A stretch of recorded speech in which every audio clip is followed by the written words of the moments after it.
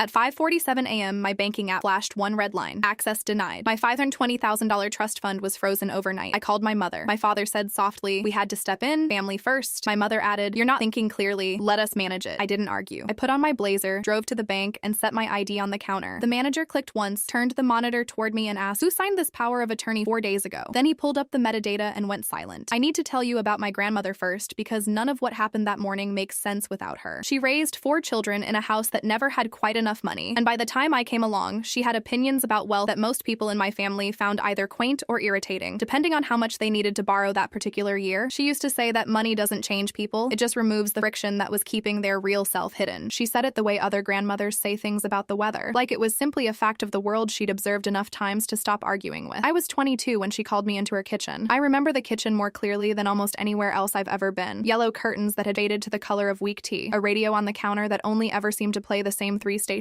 She had a folder of paperwork already laid out on the table, and she slid it toward me without much ceremony. "This is a trust," she said. "It's yours. $500,000, give or take, once the lawyers finish doing whatever lawyers do with paperwork like this. I want you to understand something before you sign anything. This money is not a family resource. It is not a rainy day fund for your parents. It is not a loan pool for your sister. It is yours. And I need you to hold on to that word the way you'd hold on to a life preserver, because people are going to try to take it from you, and they are going to use words like family and sharing and helping when they do it." I laughed a little, because I was 22, and I didn't yet understand that grandmothers who talk like that are usually not being dramatic. They are usually reporting something they've already watched happen more than once. "Who's going to try to take it?" I asked her. She looked at me for a long moment, the kind of look that made me feel like she was deciding how much to tell a person who hadn't lived long enough yet to believe her. "Your mother," she finally said, "is my daughter, and I love her, and I also know exactly what she is. She believes other people's resources exist to solve her problems. It's not malice, exactly. It's a blind spot the size of a house. She doesn't see the difference between asking for help and deciding something belongs to her now. Your father enables it because it's easier than fighting her. I'm telling you this because I need you to have your eyes open in a way I didn't manage to give your mother, because by the time I understood what she was, I'd already spent 20 years teaching her she could take what she wanted if she asked in the right tone of voice. I didn't fully believe her, and I want to be honest about that because it matters for what comes later. I thought she was describing an old grudge, a version of my mother that existed mostly in her memory, back when they were both younger and everyone's worst instincts had more room to operate. My mother, in my experience, was overbearing and controlling, but not, as far as I understood the word, dishonest. I signed the paperwork. I put the folder in a drawer in my apartment and mostly forgot about it, the way you forget about insurance policies and fire extinguishers, things that exist for a future you don't expect to actually need them in. My grandmother died 3 years later. Heart failure, quick, almost peaceful as these things go. At the funeral, my mother cried in a way that seemed genuine, and for a while I let myself believe that whatever tension had existed between them had mostly been resolved by time, the way these things sometimes are. I want to tell you that this belief lasted longer than it should have. It lasted, in fact, right up until 5:47 in the morning on a Tuesday, 11 years after I signed that paperwork in my grandmother's kitchen, when my phone buzzed with a banking alert that would eventually unravel every assumption I had ever made about my own family. I had used the trust exactly twice in those 11 years, once for a down payment on my condo, a decision I agonized over because it felt like breaking some unspoken rule of preservation my grandmother had set for me, once, quietly, to help pay for a surgery my cat needed, which is a strange thing to admit but is also completely true, and which tells you something about how little I actually touched that money. Otherwise, it sat in a managed account, growing slowly, exactly the way it was designed to. I want you to understand what that money represented to me, because it wasn't really about the number. It was being the one person in my family with something protected from the general pool of obligation everyone else swam in. My sister's tuition came from a fund my parents doled out according to whatever mood they were in that semester. My cousin's wedding had been paid for in part by money meant for my uncle's retirement, a fact everyone discussed at length and then quietly agreed never to mention again. My trust was the one exception, the one thing with a wall around it that couldn't be argued down. I didn't know, of course, that someone had already found a door in that wall. I didn't know that 4 days before my phone buzzed at 5:47 in the morning, a document had already been signed in my name and filed with my bank, processed into a system that had no reason to doubt its own paperwork. I was asleep. My cat was asleep against the back of my knee. My whole life, as far as I knew, was exactly where I had left it the night before. That's the strange thing about the moment your life changes. Usually you're not awake for the part where it actually happens. You're only awake for the part where you find out. The text came in first, before the app even updated. One line from my bank. Your account access has been temporarily suspended pending verification of recent authorization changes. I read it twice, the way you read something at 5:47 in the morning when your brain hasn't caught up to your eyes yet, then opened the app and watched the red banner load. Access denied. Below it, smaller, contact your branch for assistance. My cat, asleep against the back of my knee, made a small annoyed sound as I sat up too fast. I sat there a second just looking at the screen, focusing on something small and irrelevant instead of the size of what I was reading. I noticed the banner was a slightly different shade of red than usual. I noticed the time in the corner corner of my phone. 5:47. I would end up noticing that number so many times over the following months that it stopped feeling like a time and started feeling like a name. The name of the morning, everything changed. I called my mother first. I want to be honest about why, because I've turned this decision over so many times since. It wasn't because I suspected my parents. It was because some small, stubborn part of me, even at 33, still wanted my mother to be the person who made things better when something went wrong. She picked up on the second ring. That was the first thing that was wrong, though I didn't register it as wrong yet. My mother does not wake up before 7. She has never woken up before 7 in the entire span of my life. She takes a specific brand of magnesium supplement to help her sleep, and she guards her mornings the way other people guard their retirement accounts. A phone ringing at 5:45 should have gone straight to voicemail. Instead, on the second ring, she answered, wide awake, her voice clear and unslurred by sleep. Hazel, she said. Not honey, not sweetheart, not what's wrong, baby, which is what she said the time I called her from urgent care after a bike accident in college. Just my name, flat, delivered like a fact rather than a greeting. Mom, I said, my account is frozen, the trust account. Do you know anything about this? There was a pause on the line. I want to describe that pause carefully because it is one of the details I keep returning to when I try to explain to people how I knew, almost immediately, that something had already been decided before I ever called. It was not a pause of confusion. It was not the pause of someone waking up mentally, trying to catch up to what I was telling her. It was the pause of someone selecting between 2 or 3 prepared responses, the way you hesitate for half a second before choosing which shirt to wear to an event you've been dreading. Your father and I have been talking with a financial advisor, she said. We've been worried about you for a while now, the stress at your job, everything that happened with your ex last year. We felt like it was time for us to step in and help you manage things properly. I want to walk through what was wrong with that sentence because at the time I only felt the wrongness. I didn't have the words for it yet. First, the breakup had happened 11 months earlier, and I'd mentioned it to my mother exactly once, in a 4-minute call in early spring. The kind of call where you share the bare minimum because you already know it'll be used against you eventually. Second, the stress at my job wasn't new. I'd worked in medical billing for 9 years, in a department that ran on chronic understaffing. That stress was the texture of my daily life, not a symptom of anything. My mother describing it as a recent development that alarmed her was describing a fiction, stitched from scraps of information into something that sounded like concern. I heard my father's voice in the background, low, asking who she was talking to. She must have put the phone on speaker, because his voice came through clearly a moment later, close and steady. Is that her? Put her on speaker. You're already on speaker, my mother said. Hazel, my father said. His voice had a particular register he used, the one he'd developed over 4 decades of adjusting insurance claims. A voice built for telling people the answer was no, in a way that made them feel like the unreasonable one for asking. We had to step in. Family first. I said, what does that mean? What did you do? We got a power of attorney drawn up, he said, with a wealth advisor's guidance. There's a doctor's letter on file supporting it. We're your next of kin, and we're within our rights to act on your behalf when you're not in a position to make sound decisions. This is for your protection. I have replayed that sentence more times than I can count, trying to isolate what made it so effective. Some old, well-worn groove in my brain, built over 3 decades of being spoken to by that voice, wanted to defer to it. For a few seconds, I actually wondered if I was somehow the unreasonable one. That is what that voice was built to do. What doctor? I said, finding my footing again. What doctor said I can't manage my own money? My mother's voice came back in, softer now, the voice she used when she was steering a conversation somewhere she'd already decided it needed to go. Sweetheart, you don't need to worry about the details. Let us handle this part. You've been so emotional lately. You're not thinking clearly. I had not seen my mother in 8 months. I had not had a phone call with her longer than 4 minutes since the previous Christmas. She did not know what I had eaten that week, or the name of my current supervisor, or that I had, in fact, been sleeping fine, eating fine, functioning at exactly the same steady pace I had for years. Her description of me as emotional and unable to think clearly was not an observation. It was a script, tested in advance for how convincing it would sound. I hung up. I didn't say goodbye. I sat on the edge of my bed in my pajamas, and I shook, actual physical shaking, my teeth chattering slightly the way they do in cold water. It lasted maybe 90 seconds. And then something else moved into the space where the shaking had been. Something colder and steadier, something that has not really left me since. I called the bank next, asked for the branch manager by name after navigating through 4 automated menus, and told the representative I would be there when it opened at 9. I used the words fraud and unauthorized changes, and this is my account. The woman on the line said she was flagging my account for manager review immediately, and that I should bring 2 forms of identification. I did not call my parents back. I got in the shower, I washed my hair, I put on the navy blazer I keep for disciplinary meetings at work, the one that makes me feel like a person who cannot be easily dismissed. I put on the small gold earrings my grandmother had given me the day she signed over the trust, the only jewelry I own that I think of as armor rather than decoration. The drive to the bank took 18 minutes. I remember every one of them. The bank parking lot was nearly empty when I pulled in at 8:47. I sat in my car for a minute, doing the thing my grandmother had taught me to do before anything important, which was to take 3 slow breaths and decide in advance what I was not going to do. I was not going to cry. I was not going to apologize. I was not going to use the word misunderstanding, a word I had watched my mother deploy my entire life like a small disarming grenade, the kind of word that made everyone around her feel obligated to soften their position out of of politeness. The doors unlocked at 9. I walked in and gave my name at the counter, and a young man led me back to a glass-walled office where the branch manager was already waiting. A man in his 50s with a soft handshake and a careful, measured face. The face of someone who had delivered difficult news often enough to have developed a specific rhythm for it. "Ms. Voss," he said, "thank you for coming in. I know this must be alarming. I need to understand what happened to my account," I said. He nodded and turned his monitor so that I could see it clearly. There was a document on the screen, a power of attorney, dated 4 days earlier. My name was printed at the top. My signature was at the bottom. I stared at it for a long moment. It was close. Whoever produced it had clearly studied an example of my handwriting from somewhere. A birthday card or a signed lease that had passed through enough hands to become available, but it was wrong in a way only I would notice. My H has a small hook at the top, a habit I picked up at 13 because I thought it looked sophisticated. One nobody else in my family has ever bothered to copy because nobody else has ever needed to forge my name before. The H on that document was plain, flat. The H of someone working from a photograph rather than a memory. "I didn't sign that," I said. "I believe you," the manager said. "I want to walk you through what we're looking at because there's more here than just the signature." He scrolled. There was a physician's letter attached beneath the power of attorney, dated 3 days earlier, stating that I had been evaluated and found to be experiencing acute distress consistent with an impaired capacity to manage my own financial affairs, recommending that a family member be granted temporary authority over my accounts during my recovery. It was signed by a psychiatrist listed as practicing in a town roughly 2 hours north of where I live. I had never been to a psychiatrist. I had never been to that town. I had never heard the name signed at the bottom of that letter in my life. "There's a phone number listed on the letterhead," the manager said. "We called it yesterday afternoon as part of our standard verification. It went to a voicemail box with no name attached. We left a message. No one has returned the call." He scrolled further and showed me the fax header at the top of the document, the transmission log embedded in the file itself. The letter had been faxed in from a number matching the town on the letterhead. He had already looked into it before I arrived, he told me, because something about the file had felt off to him the moment it landed in his queue the day before, well before I had even called about the freeze. "The fax number traces to a UPS store," he said, "not a medical office. A retail location that offers fax services to walk-in customers." I felt my hands go cold, not from fear, but from recognition. Someone had thought about this. Someone had driven somewhere, stood at a counter in a strip mall, fed paper into a machine, constructing a document meant to convince a bank I had lost the ability to think for myself. "There's one more thing I want to show you," the manager said, his tone shifting, more careful, more deliberate. "This document was generated on a home scanner. The device has an embedded serial number registered to an owner, the kind of metadata most people don't realize gets attached automatically when a document is saved as a PDF." He clicked into a properties panel I hadn't known existed, a small window listing details I would never have thought to look for. Creation date, modification date, device manufacturer, and beneath all of that, a registered owner name, the kind of detail that exists in the digital architecture of a file, the way a fingerprint exists on a doorknob, invisible until someone specifically decides to look for it. I looked at the name on the screen. It was my father. I want to tell you honestly what I felt, because it was not what I expected. I had spent the entire drive to the bank steeling myself for confirmation of what my mother had done, replaying her flat, prepared voice on the phone. I had not seriously considered my father as the architect of anything. My father was the calm one, the reasonable one, the one who explained things rather than the one who decided things needed to be taken. Seeing his name attached to the actual construction of the forged document rearranged something in my understanding of my own family that I hadn't realized needed rearranging. "Are you certain," I asked the manager, "that this is accurate? That the metadata isn't something that could have been altered or misattributed somehow?" "Metadata like this is difficult to fake convincingly," he said. "It's possible, in theory, for someone technically sophisticated to strip or alter it, but the presence of a specific registered device owner, embedded exactly the way a home scanner or printer would embed it automatically, without any indication of tampering, strongly suggests this is simply the actual device that produced the file." I sat there looking at my father's name on that screen and thought about every calm, reasonable sentence he had ever said to me, and understood, with a kind of vertigo I hadn't expected, that the calm voice had never meant what I thought. It had never meant reasonableness. It had simply meant control, delivered patiently enough that I'd spent 33 years mistaking the patience for kindness. "I'd like to file a fraud claim," I said. "I need to ask you to be certain," the manager said. "Once this becomes a formal claim, it becomes a criminal matter. Forgery on a federally insured banking instrument is a felony. Submitting a fraudulent medical document is a separate felony. If more than one person participated knowingly, that opens up conspiracy charges as well. I want you to understand the scope of what you'd be setting in motion before you decide." I thought about my grandmother's kitchen, the yellow curtains, the folder of paperwork. "This is yours, and I need you to hold on to that word." "I'm certain," I said. He nodded, picked up his desk phone, and asked an assistant to bring in the fraud intake forms and to call the local police non-emergency line to start a report. While we waited, my phone began buzzing against my leg. My mother, my father, my mother again. A text from a number I didn't immediately recognize, which I would later learn belonged to my sister, that read, "Mom is really upset. Can you please just call her back? This is getting out of hand." I turned the phone face down on the desk and waited for the officer to arrive. The officer who arrived was a woman about my age with a long, dark ponytail and a notebook she actually wrote in by hand, which struck me as unusual enough that I noticed it even in the middle of everything else. She listened listened to me for close to 40 minutes without interrupting, occasionally asking a clarifying question, occasionally glancing at the manager's screen as he pulled up something new. She looked at the power of attorney, the physician's letter, the fax header, and the metadata panel with my father's name embedded in it, and wrote all of it down in a slow, careful hand. I want to make sure I understand the sequence, she said. The power of attorney is dated 4 days ago. The physician's letter is dated 3 days ago. The document itself was created on a device registered to your father. Is that correct? That's what the file shows, the manager said. And you've verified this account belongs solely to you, she said to me. With no other authorized users prior to this week? Solely me, I said. My grandmother set it up that way specifically. No joint access ever for anyone. The officer nodded and asked the manager if the bank would release copies of the documents to her with a signed release from me. I signed it without hesitation. She made copies, sealed them into a folder, and then asked me a question I have thought about more times than almost anything else that happened that day. Are your parents likely to come here, to this branch today? I thought about it seriously before answering, wanting to give her something accurate rather than dramatic. I thought about my mother's flat voice on the phone, my father's calm, measured explanation, the sequence of events, a forged document created 4 days ago, a fabricated medical letter 3 days ago, and now this morning. The actual freeze, clearly the final step of something assembled with real patience. If they think this is working, I said, they'll stay away and let it play out. If they think it's failing, they'll come here to perform. Perform, she repeated, not quite a question. My mother will cry, I said. She'll say I've been unstable for months. She'll be very convincing because she genuinely believes her own version of events by the time she needs to use it. I'm telling you this in advance so that when it happens, you remember that I predicted it before it happened. The officer looked at me for a long moment, the kind of look I would come to recognize over the following months as the specific expression of someone recalibrating how seriously to take a stranger's account of their own family. Noted, she said. I'll stay in the building a while longer. We didn't have to wait long. At 10:40, through the glass wall of the office, I watched my mother walk into the branch, wearing a cream-colored sweater and her good earrings, dressed the way she dressed for events where she needed to be perceived as composed and reasonable. My father was 2 steps behind her, and my sister was conspicuously not with them, a detail that told me something about the division of labor in whatever plan had been assembled, though I wouldn't fully understand its shape for a while longer. My mother approached the teller window and said in a gentle, carrying voice clearly pitched to be overheard by anyone nearby, I'm here about my daughter. She's been having a very difficult time and we're trying to help her manage some financial matters. I don't think she's herself today. The teller, a young woman, said something quiet in response and then walked calmly toward the back offices. A moment later, the officer walked out to the lobby. I watched my mother's face change when she saw the uniform, a specific practiced adjustment I had watched my whole life without ever having a name for until that exact moment. Confusion, concern, the whole sequence deployed in under 2 seconds, an actress finding her mark. Officer, my mother said, thank goodness. Is my daughter here? She's been in a real crisis. We have documentation from her doctor. Her father and I have power of attorney. We're only trying to help her. Ma'am, the officer said, can I see identification, please, for both of you? My father stepped up beside my mother, his hand settling on her lower back in a gesture that read, to anyone watching, as the picture of a concerned husband supporting his wife through a difficult morning. They handed over their licenses. The officer examined them, wrote something down, and handed them back. I need to ask you both to come with me to speak further, she said. We have some questions about a document filed with this bank earlier this week. Of course, my father said, his voice carrying that same measured, reasonable cadence I had spent my entire life mistaking for calm. We have nothing to hide. We're her parents. They walked past the glass office where I was sitting. My mother's eyes moved across my face the way you glance at a magazine cover in a waiting room, registering it without stopping. She did not say my name. My father did not look at me at all. I want to tell you plainly that this was the moment my old life actually ended. Not the phone call, not the frozen account. This. My mother walking past me in a bank lobby without breaking stride, as though I had already become something to be managed rather than a person to be acknowledged. What happened in the back room, I learned in pieces over the following hour, some of it from the officer directly, some of it later. In the incident report, I eventually requested a copy of. The officer asked my mother when the power of attorney had been signed. My mother gave a date. The officer asked my father to confirm the same date independently, without conferring with my mother first. He gave a date 2 days different from hers. The officer asked about the physician's letter. My mother said the doctor was a family friend who had spoken with me over the phone as a courtesy. The officer asked for the doctor's office address. My mother provided the name of a town she'd clearly memorized rather than visited, her pronunciation slightly off. Then the officer asked the question I understood later to be the real hinge of the entire interview. She asked who had physically prepared the documents, printed them, scanned them. My father said carefully that a family friend had helped with some of the paperwork logistics. Which friend? The officer asked. There was a pause. My mother looked at my father. My father looked very briefly, uncertain. The first crack I would later hear had appeared in his composure the entire morning. I handled the printing myself, my father finally said. At home, the officer wrote this down without comment. She would later tell me that this was the moment the story started to feel less like a coordinated account and more like 2 people improvising in slightly different directions, each protecting a slightly different version of events, neither fully certain what the other had already admitted to. I sat in the glass office with the manager, signing a stack of forms, freezing every account I held and reopening new ones under new numbers, with a verbal security phrase my parents could not possibly guess because it referenced something my grandmother had said to me the week before she died, a phrase that existed nowhere else. I heard raised voices from the direction of the back offices at one point, brief, then silence again. I did not get up to look. I signed the next form. While I waited for the new account paperwork to finish processing, the manager pulled the original forged power of attorney back up on his screen, saying he wanted to make sure the fraud claim documentation was complete before the officer needed the file for the police report. "There's a section here I want to point out," he said, "since it's relevant to the charges the officer will likely be filing." He scrolled to the bottom of the document, below my forged signature, below my father's admitted printing and scanning. There was a section I hadn't paid close attention to before, focused as I'd been on the signature itself, and then on the scanner metadata, a notarization block, an embossed seal, official, the kind meant to certify that a licensed stranger had personally witnessed the signing, had checked identification, had sworn under penalty of forgery that the person in front of them was exactly who the document claimed. I had never used a notary in my life. I hadn't fully registered until that exact moment that the document even required one, or that someone had gone to the trouble of obtaining one. "This is a separate legal act from the forgery itself," the manager said. "Your father may have created the document, printed it, scanned it, but someone else, someone licensed by the state, put their name and seal to a sworn statement that they personally witnessed you signing it. That's not incidental. That's a second person, potentially a second set of charges." I looked at the printed name beneath the seal. A license number. A county I didn't recognize, 2 hours from where I live. I read the name slowly, the way you read something that hasn't fully resolved into meaning yet. A stranger's face taking a second too long to become someone you know. It was my mother's maiden name, married off to somebody else entirely. I sat with that for a moment before it fully landed. My Aunt Carol. I hadn't spoken to my Aunt Carol in 6 years, not since my grandmother's funeral, where she had stood near the back of the room, distant even from my mother. The two of them never especially close as sisters despite growing up in the same house. I remembered her mostly as a face in old photographs, someone who sent a card at Christmas some years and not others, someone I would have struggled to pick out of a crowd if you'd asked me to describe her. "Do you know this person?" the officer asked. She had walked back into the office at some point during this and was now standing behind the manager, reading over his shoulder. "She's my mother's sister," I said. "I haven't seen her in 6 years. Did you know she was a licensed notary?" I had no idea. The officer pulled out her phone and called the State Notary Commission's licensing division, identifying herself and requesting an expedited records check. It took under 4 minutes to pull my aunt's file and read the details back. My Aunt Carol had obtained her notary commission 11 months earlier, quietly. There had been no mention of it at any family gathering I'd attended, no announcement in the family group text that otherwise documented every minor development in anyone's life. Every promotion, every new car, every small accomplishment turned into a performance for an audience that had, apparently, learned long ago to perform back. This single detail she had kept to herself, and sitting in that glass office, watching the officer's face change as she listened to the woman on the other end of the call, I understood exactly why. Her commission, the woman told the officer, was already under review, flagged the month before, following a complaint related to a separate notarization, a property deed transfer for a neighbor whose house had never actually changed hands. The neighbor had filed a complaint after discovering his signature on a deed he had no memory of signing. At a closing, he had no memory of attending. I felt something shift in my understanding of the entire morning. I had assumed, watching my father's name appear in the metadata panel, that I understood the shape of what had happened. My father had built it, my mother had directed it, and that had felt briefly like the complete picture. But someone else had been recruited for the piece that mattered most legally, the sworn attestation that made the fraudulent document appear legitimate to anyone who bothered to check. Not my father, who'd only handled the mechanical construction. Someone with actual state licensure. Someone who had apparently done this before, quietly, for at least one other person who had nothing to do with me. My Aunt Carol had a pattern. This was not a single desperate act committed under family pressure. This was a service she had apparently offered before, competently enough that it had taken a formal complaint and a state investigation to catch her the first time, and confidently enough that she'd agreed to do it again for her sister's benefit less than a month after her license was already flagged. "We'll need to add her to the report," the officer said, mostly to herself, already writing. The manager looked at me. "Do you want to expand the fraud claim to include her specifically, or would you prefer we let the police report cover that separately?" I thought about my grandmother's kitchen again, the yellow curtains, the way she'd said, "Your mother is my daughter and I love her and I also know exactly what she is." She had never once mentioned my Aunt Carol in that conversation, because as far as my grandmother knew, Carol was simply a quiet, unremarkable woman who sent cards some years and not others. Even my grandmother, who had seen so much so clearly, hadn't seen this one coming. "Expand it," I said. "All of it. Everyone involved." My mother, my father, and my Aunt Carol were arrested within the week. My parents were charged with conspiracy and submitting a falsified medical document. My father with an added forgery charge tied to the scanner metadata. My Aunt Carol was charged separately, and the property deed complaint from the month before was reopened alongside mine. No longer isolated, but a pattern with 2 known victims. The trial took 11 months. My mother got 4 years, my father 6. My Aunt Carol got 7, the longest of the 3, for the reason the manager had explained that first morning. The forgery was the door. Her seal was the key that made the door look like it had never been locked. My father called once, collect. I let it go to voicemail. I moved the trust to a different institution and named my closest friend as the only person with emergency access. I still keep my grandmother's folder in a drawer, the paperwork exactly exactly where I put it 11 years ago. Her handwriting steady across the top of the first page. This is yours.